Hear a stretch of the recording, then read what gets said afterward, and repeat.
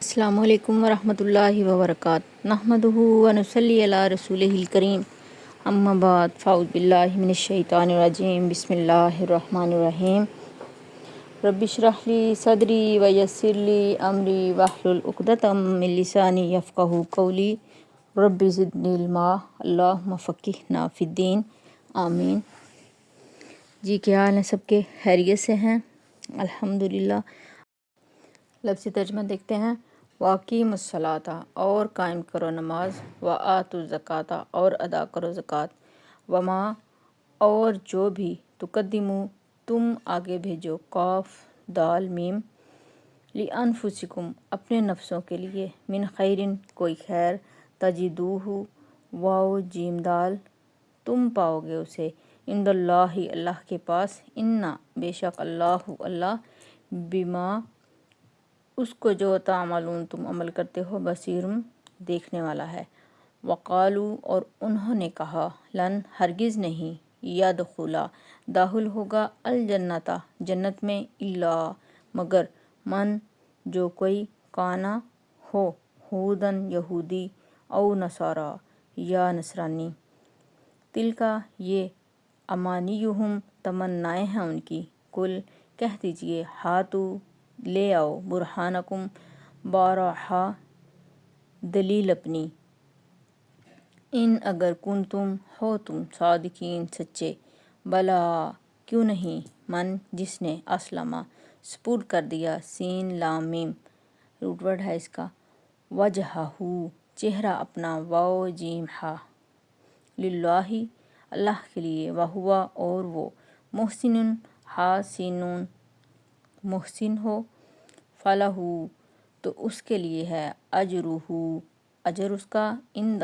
پاس، ربہ، اس کے رب کے، ولا، اور نہ، خوفن، کوئی خوف ہوگا، علیہم، ان پر، ولا، اور نہ، ہم وہ، یحزنون، حزانون، وہ غمگین ہوں گے۔ تفسیر دیکھتے ہیں۔ وَأَقِیمُوا الصَّلَاةَ وَآتُوا الزَّکَاةَ، اپنی ذاتی تربیت پر زور دو، اللہ سے تعلق مضبوط کرو، نماز قائم کرو، زکوٰۃ ادا کرو، صدقہ خیرات کرو، وما تقدموا لانفسکم من خیر تجدوہ عند اللہ، اور جو بھی تم اپنے نفسوں کے لیے آگے بھیجو گے، اسے اللہ کے پاس موجود پاؤ گے، ان اللہ بما تعملون بصیر، بے شک جو بھی تم عمل کر رہے ہو اللہ دیکھ رہا ہے، خیر ہے، شر ہے، کھلے عام کرتے ہو، چھپ کر کرتے ہو، جس نیت سے بھی کرتے ہو، اللہ پاک ہر چیز کو دیکھ رہا ہے، اللہ کی نظر ہر چیز پر ہے۔ بعض اوقات یہ ہوتا ہے نا کہ ہم سوچتے ہیں ہم ہی کیوں صبر کریں، ہم ہی کیوں معاف کریں، ہم ہی کیوں درگزر کریں، ہمارے ساتھ ہی یہ کیوں ہوتا ہے۔ تو یہ سوچ لیں کہ ان اللہ بما تعملون بصیر، جو بھی عمل کر رہے ہو، جس چیز کو معاف کر رہے ہو، جس چیز کو درگزر کر رہے ہو، جس معاملے میں کر رہے ہو، اللہ پاک نیتیں دیکھے گا۔ اگر دنیا میں تم پر ظلم و زیادتی ہو رہی ہے، جبر ہو رہا ہے، تو قیامت میں تمہیں کو صلہ ملے گا۔ اب ان کے ایک اور اعتراض کا جواب دیا جا رہا ہے۔ وقالوا لن يدخل الجنۃ الا من کان ہودا او نصارا، اب جو لوگ مسلمان ہوئے ان کو یہ کہتے تھے کہ تم مسلمان نہ ہو، اگر جنت میں جانا چاہتے ہو تو یہود و نصارہ بن جاؤ، یہودی ہو جاؤ یا پھر عیسائی ہو جاؤ۔ یہ سب لوگوں کو سمجھاتے تھے بنی اسرائیل کہ اگر جنت میں جانا چاہتے ہو تو یہودی بن جاؤ یا عیسائی بن جاؤ، تو تبھی تم کو جنت ملے گی، ورنہ تم کو جنت نہیں ملے گی۔ کیا کہتے تھے کہ تم اگر جنت میں جانا چاہتے ہو تو یہودی یا عیسائی بن جاؤ، لن يدخل الجنۃ الا من کان ہودا او نصارا، کہ یا یہودی ہو جاؤ یا نصرانی ہو جاؤ، عیسائی جو ہوتے ہیں وہ ہو جاؤ، تب تم کو جنت ملے گی، ورنہ جنت نہیں ملے گی۔ تو آگے کیا بتایا جا رہا ہے کہ تلک امانیہم، یہ ان کی اپنی ہی تمنائیں تھیں، یہ ان کی اپنی خواہشات تھی، مطلب انہوں نے خود سے یہ باتیں گھڑی ہوئی تھی۔ اگر سچ ہے یہ کہ جو جنت ہے وہ یہود و نصارہ کو ملے گی، تو پھر کل ہاتھو برہانکم، لے آؤ کوئی دلیل اپنی۔ اگر یہ سچی بات ہے، کہاں لکھا ہوا ہے؟ لا کے ہمیں دکھاؤ کہ یہود و نصارہ جنت میں جائیں گے، باقی لوگ جنت میں نہیں جائیں گے۔ ان کنتم صادقین، اگر تم سچے ہو تو اگر کوئی اسلام کے خلاف آپ کے خلاف آپ سے بات کرتا ہے، نبی کریم صلی اللہ علیہ وسلم کے خلاف کو بات کرتا ہے، قرآن مجید کے خلاف کو بات کرتا ہے، سنت کے خلاف کو بات کرتا ہے، تو صرف باتوں کے زور پر مان نہ لیا کریں، شکوک و شبہات کا شکار نہ ہو جایا کریں۔ پوچھیں کہاں لکھا ہے، یہ حق ہے نا ہمارا، دلیل مانگیں۔ بعض اوقات لوگ کہتے ہیں کہ یہ والا درود اتنی تعداد میں پڑھ لو، اس کے بعد جنت تم پر واجب ہو جائے گی، چاہے باقی مال جو بھی کرتے رہو، بس فلاں فلاں دن ایک مخصوص دن کر کے اس میں یہ اتنی تعداد میں یہ والا درود پڑھ لیں تو تم پر جنت واجب ہے۔ جنت اتنی آسان ہے کہ اس کے لیے کچھ ہم مخصوص ایک دن کر لیں اور اس کے لیے ہم تعداد کر لیں درود کی کہ یہ پڑھ لیں تو پھر ہمیں جنت مل جائے گی۔ جنت کے لیے ہمیں محنت کرنی ہے تو ہی ملے گی۔ تو ہر ایک پر آنکھ بند کر کے یقین نہ کر لیں، بلکہ اگر کوئی آپ کو اس طرح سے دین کے حوالے سے، نبی صلی اللہ علیہ وسلم کے حوالے سے، اسلام کے حوالے سے کوئی بھی بات آپ کو بتاتا ہے تو اس سے دلیل مانگیں۔ یہ نہیں میں کہہ رہی کہ آپ کو کوئی غلط ہی بتایا جا رہا ہے، ہو سکتا ہے آپ کو اچھا بتایا جا رہا ہو، تو آپ صرف دلیل مانگیں کہ کہاں لکھا ہے۔ اگر آپ کو دلیل مل جاتی ہے تو وہ عمل بہت اچھے طریقے سے کریں، سنت کے مطابق کریں۔ لیکن اگر دلیل نہیں آپ لوگوں کو مل رہی تو پھر آپ آنکھیں بند کر کے یقین بالکل نہ کریں۔ جنت میں جانے کا طریقہ کیا ہے؟ بھلا کیوں نہیں، من اسلم وجہہ للہ، ہاں بلکہ کیوں نہیں، بات یہ ہے کہ جس نے اپنا چہرہ اللہ کے سپرد کر دیا، اپنی نیت کو اللہ کے لیے خالص کر دیا، اپنا آپ اللہ کے حوالے کر دیا۔ دیکھیں جنت میں جانے کا طریقہ کیا ہے کہ اپنا چہرہ اللہ کے سپرد کر دیا، اسلم وجہہ للہ، اپنی نیت اللہ کے لیے خالص کر دی، اپنا آپ اللہ کے حوالے کر دیا، تو وہ کیا ہے؟ وَهُوَ مُحْسِنٌ، وہ محسن ہے، اس کے کام بہت اچھے ہیں، اس کی نماز بہت اچھی ہے۔ جائزہ لیتے جائیں اپنا کہ ہم محسن کے دائرے میں آتے ہیں یا نہیں۔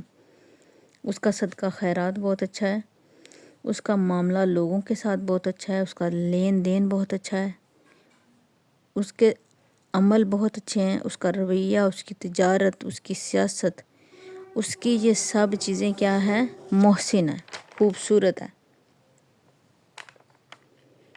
وہ محمد صلی اللہ علیہ وآلہ وسلم کے بتائے ہوئے طریقے کے مطابق ہے، تو وہ کیا ہے؟ وَهُوَ مُحْسِنٌ فَلَهُ أَجْرُهُ عِنْدَ رَبِّهِ، تو کیا ہے؟ اس کے لیے اجر ہے اس کے رب کے پاس، وہ جنت میں جائے گا۔ دیکھیں جنت میں جانے کا طریقہ کیا ہے، وہ اپنے رب کے پاس قابل قبول ہے، تو انعام کیا ہے؟ وَلَا خَوْفٌ عَلَيْهِمْ وَلَا هُمْ يَحْزَنُونَ، تو نہ کوئی خوف ہوگا ان کو اور نہ ہی وہ غمگین ہوں گے۔ کون غمگین نہیں ہوں گے؟ کن کو خوف نہیں ہوگا؟ جو اپنے کام کو اللہ تعالیٰ کے لیے خالص کر لے اور جو اپنی عملی زندگی میں سنت کی پیروی کرے۔ یاد رکھیں کہ سنت جو ہے اس کی پیروی کوئی زبانی کلامی باتوں کا نام نہیں ہے۔ سنت کی پیروی تب ہوتی ہے جب ہم کچھ حدود کا خیال رکھتے ہیں۔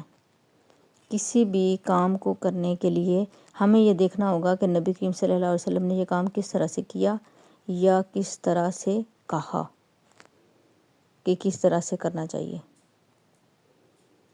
مثال کے طور پہ قربانی لے لیں، نبی کریم صلی اللہ علیہ وسلم نے کہا گائے کو قربانی کریں، بکرے کی کریں، اونٹ کی کریں، تو ہم کیا کریں؟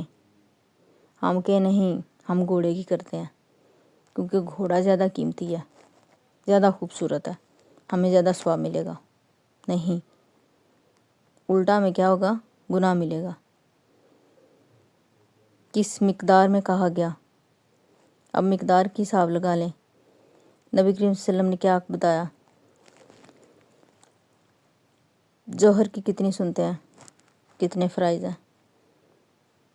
4 فرائض ہیں ظہر کے، تو ہم کہیں نہیں ہم 5 پڑھ لیتے ہیں، ہمیں زیادہ ثواب مل جائے گا، ہم زیادہ پڑھ رہے ہیں۔ جتنا نبی کریم صلی اللہ علیہ وسلم نے پڑھا اور جتنا نبی کریم صلی اللہ علیہ وسلم نے ہمیں حکم دیا، جتنا کہا، جتنا کر کے دکھایا، وہ سنت کی پیروی ہے۔ اس وقت میں کرنا جس میں کرنے کا حکم دیا گیا۔ اب نماز کا ایک وقت متعین ہے، وہ وقت گزرنے کے بعد ہم نماز پڑھ لیں تو اس کا کیا فائدہ ہوگا؟ کوئی فائدہ نہیں ہوگا۔ جگہ بھی اہمیت رکھتی ہے، جیسے اعتکاف کے لیے ہمیں حکم دیا گیا، قرآن مجید میں حکم ہے کہ اعتکاف مساجد میں کیا جائے۔ تو اگر ہم کہیں کہ ہم جی جنگل میں کر لیتے ہیں اعتکاف، کہ وہاں پہ ہمیں ڈسٹرب کرنے والا کوئی نہ ہوگا، ہم تنہا ہوں گے اور ہمارا اللہ ہوگا، لیکن ہمیں حکم کیا دیا گیا ہے کہ مساجد میں اعتکاف کریں۔ کیفیت ہماری دیکھی جائے گی، کیفیت کیا ہے؟ دیکھیں اب رکوع کرنے کا حکم ہے۔ رکوع جھکنے کا نام ہے، بالکل سیدھا جھکنا، ہماری کمر سیدھی ہو، ہمارا سر جھکا ہوا ہو، سر کے برابر اس طرح سے سیدھا ہو، کمر ہماری سیدھی ہو بالکل،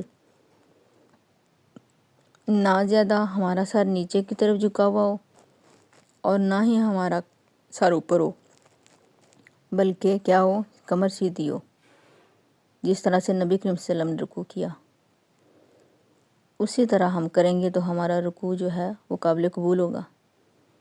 تو اللہ تعالیٰ کے لیے کام کرے، طریقہ نبی کریم صلی اللہ علیہ وسلم کی سنت کے مطابق ہو تو وہ کیا ہوگا؟ احسن طریقہ ہوگا۔ وَهُوَ مُحْسِنٌ فَلَهُ أَجْرُهُ عِنْدَ رَبِّهِ، تو اسی کا اجر ہمارے رب کے پاس ہمارے لیے ہے۔ وَلَا خَوْفٌ عَلَيْهِمْ وَلَا هُمْ يَحْزَنُونَ، اور ان کے لیے نہ کوئی خوف ہوگا اور نہ ہی وہ غمگین ہوں گے۔ تو کوشش کر کے یہ عمل کریں کہ ہم سنت کی پیروی جو ہے اس کو کریں، ان حدود کا خیال کریں۔ صرف عملی جو ہے، صرف زبانی کلامی جو ہے اس تک نہ سنت کو رکھیں کہ ہم سنت کے بڑے ماننے والے ہیں یا سنت کے بڑے پیروکار ہیں، بلکہ اپنے عمل میں سنت کو لائیں اور خالص نیت اللہ تعالیٰ کی رضا کے لیے۔ اللہ پاک ہم سب کو عمل کی توفیق بخشے، آمین۔ جزاک اللہ خیرن کثیر واحسن الجزا فی الدنیا والآخرہ۔ دعا میں یاد رکھیے گا۔ السلام علیکم ورحمۃ اللہ وبرکاتہ۔